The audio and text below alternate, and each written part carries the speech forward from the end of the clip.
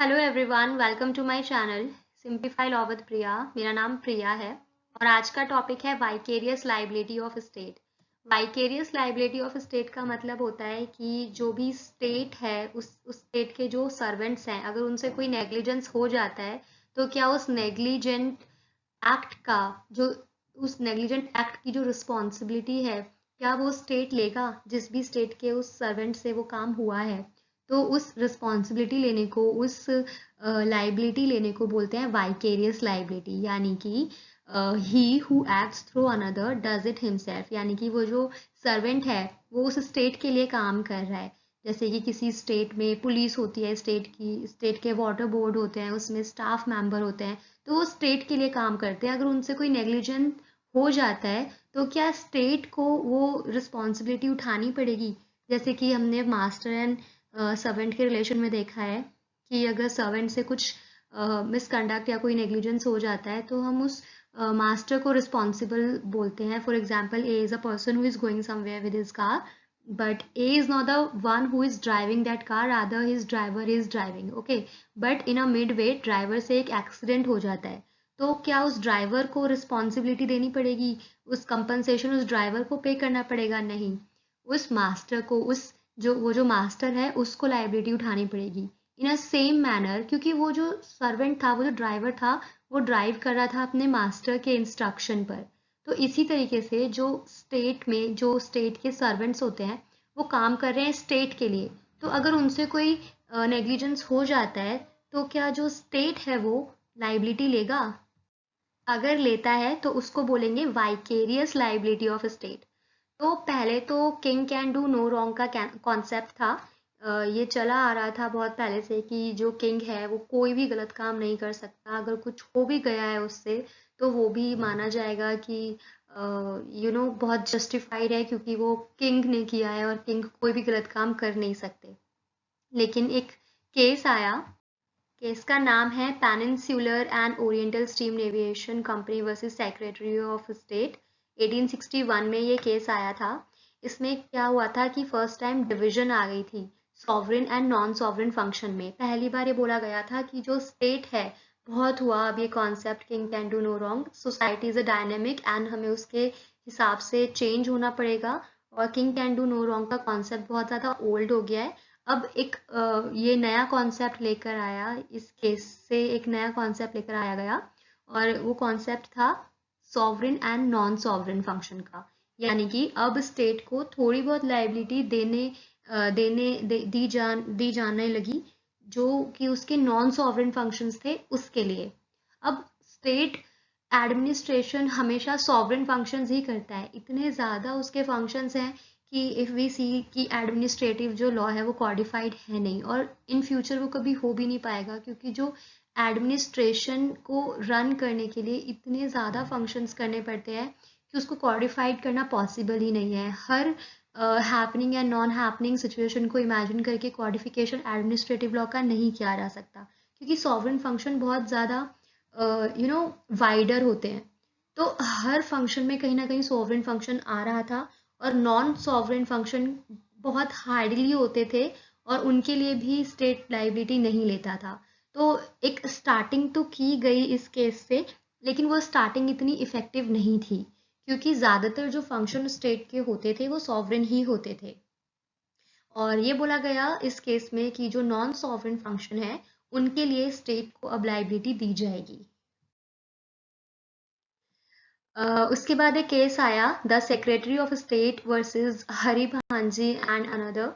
1882 का ये केस था। इसमें ये जो नॉन सॉवरेन एंड सॉवरेन की जो वॉल थी ये डिमोलिश की गई, और ये बोला गया कि स्टेट के जो सेम चीज़ बोली गई कि जो स्टेट है उसके ज़्यादातर एक्ट सॉवरेन ही हैं, तो उसमें लाइबिलिटी देना इज़ नॉट फेयर। उसमें इम्यूनिटी उनको अगर मिली है तो इनडायरेक्टली उनको हर एक्ट के लिए इम्यूनिटी मिली है, तो इसलिए इस वॉल को डिमोलिश करना चाहिए। फर्स्ट लॉ कमीशन की रिपोर्ट आई, उन्होंने बोला कि हाँ ठीक है, अप्रूव होना चाहिए ये हरिबांजी केस, लेकिन उन्होंने 4 एक्सेप्शन दिए। पहला एक्सेप्शन था, एडमिनिस्ट्रेटिव एक्ट के लिए स्टेट को रिस्पॉन्सिबल नहीं ठहराया जाएगा, पॉलिटिकल एक्ट के लिए, जुडिशियल एक्ट के लिए एंड डिफेंस एक्ट के लिए। मतलब कि indirectly from all the four corners ये जो लॉ कमीशन की रिपोर्ट थी ये प्रोटेक्शन दे रही थी स्टेट को, क्योंकि यही सारे सॉवरेन नॉन सॉवरेन फंक्शंस यही है एडमिनिस्ट्रेटिव एक्ट में, सब कुछ इन इटसेल्फ कवर हो ही गया। उसके बाद भी एक अगर कोई लैकनेस रह गई तो उसके लिए पॉलिटिकल एक्ट दे दिया गया, जुडिशियल एक्ट, डिफेंस एक्ट, इसके अलावा तो कोई और एक्ट होते ही नहीं है। तो इनडायरेक्टली ये अप्रूवल की बात कर रहा था हरिबांजी की, लेकिन इनडायरेक्टली ये पेनिनसुलर वाले केस को ही सपोर्ट कर रहा था। कस्तूरी लाल रलिया राम केस आता है। इस केस में दो क्वेश्चन रेज हुए थे कि जो पुलिस ऑफिसर है क्या वो नेग्लिजेंट के लिए गिल्टी होगा और क्या यूपी गवर्नमेंट कंपनसेशन के लिए लाइबल होगी टू दी एपिलेंट। इस केस में ये हुआ था कि जो पुलिस ऑफिसर था उसने बहुत नेग्लिजेंट एक्ट किया था, वो सामान लेके भाग गया था और ये बहुत ही एक डिसरिस्पेक्टफुल एक्ट था। और ये दो क्वेश्चन इसमें रेज हुए थे कि अब तो बता दो क्या यूपी गवर्नमेंट अपने सर्वेंट के इस एक्ट के लिए, इस नेग्लिजेंट के लिए लाइबल होगी।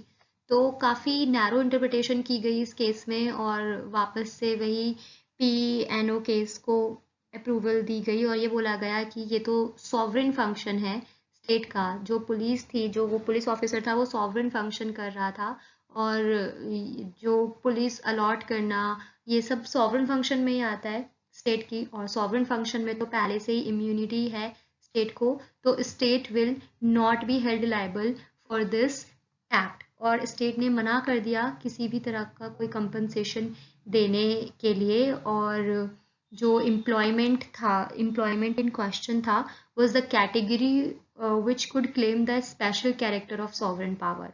तो जो पुलिस ऑफिसर था वो सॉवरेन फंक्शन में ही आता है और सॉवरेन फंक्शन के लिए तो इम्यूनिटी पहले से ही पीएनओ स्टीम नेविगेशन वाले केस में मिली हुई है। तो स्टेट की कैसी लाइबिलिटी, स्टेट की कोई लाइबिलिटी नहीं बनती। इस कस्तूरी लाल रलिया राम वाले केस में ये हेल्ड हुआ और कोई भी कंपनसेशन देने से स्टेट ने मना कर दिया। और ये काफ़ी ज़्यादा क्रिटिसाइज भी हुआ था, जजमेंट काफ़ी नैरो इंटरप्रिटेशन था, बट यही हुआ इस केस में। नेक्स्ट केस आता है N Nagendra Rao versus state of Andhra Pradesh 1992। ये जो केस था इसमें सॉवरेन इम्यूनिटी को अडॉप्ट नहीं किया गया और ये बोला गया कि जो सॉवरेन इम्यूनिटी है वो एक तरह से इररिस्पॉन्सिबल एक्ट है, ऐसी कोई इम्यूनिटी स्टेट को नहीं दी जानी चाहिए। और जो एपेक्स कोर्ट है उन्होंने डायरेक्ट किया आंध्र प्रदेश गवर्नमेंट को to pay the compensation along with the interest. तो sovereign and non sovereign immunity did not prevail in this case. ये पहला केस था जिसमें sovereign immunity and non sovereign और सॉवरेन इम्यूनिटी को प्रिवेल नहीं किया गया था। रादर इसमें ये डिसीजन दिया गया था कि स्टेट को अपने जो सर्वेंट्स हैं उसकी रिस्पॉन्सिबिलिटी लेनी चाहिए, accept in the maintenance of law and order. ये एक यहाँ पे विंडो फिर भी छोड़ी गई जिससे कि जो सॉवरेन इम्यूनिटी है वो वापस आ सकती थी, क्योंकि इस केस में बोला गया कि वैसे तो सॉवरेन इम्यूनिटी आज से ख़त्म होती है और state will be held liable for the act of its servant, लेकिन अगर कोई maintenance of law and order का कोई काम है, जैसे कि लॉ कमीशन रिपोर्ट ने 4 एक्सेप्शन दिए थे ना, एडमिनिस्ट्रेटिव, पॉलिटिकल, जुडिशियल, ऐसे ही इसने एक एक्सेप्शन दे दिया कि maintenance of law and order का अगर कोई काम है तो वहां पे जो सॉवरेन इम्यूनिटी है वो प्रिवेल करेगी। एंड नागेंद्र राव केस में एक बहुत ही इफेक्टिव इनिशिएट लिया जा चुका था, बट फिर भी एक विंडो ओपन थी जिससे कि जो सॉवरेन इम्यूनिटी है वो प्रिवेल कर सकती थी। उस विंडो को भी क्लोज करते हुए कोर्ट ने हेल्ड किया इन दिस केस नीलावती बेहरा कि वो एक्ट जिससे सिटीजन का फंडामेंटल राइट्स वॉयलेट होते हैं और specially article 21 of the Indian constitution violate हुआ है, उन सभी एक्ट्स में जो स्टेट है उसकी एब्सोल्यूट लाइबिलिटी बनेगी and no defence can be taken up by the state, not even maintenance of law and order.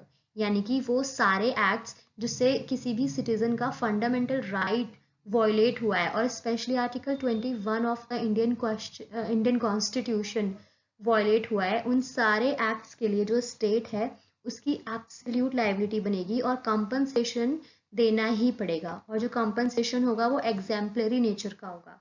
Compensation कई टाइप के होते हैं, नॉमिनल और एग्जाम्पलरी, स्पेशल, ऑर्डिनरी।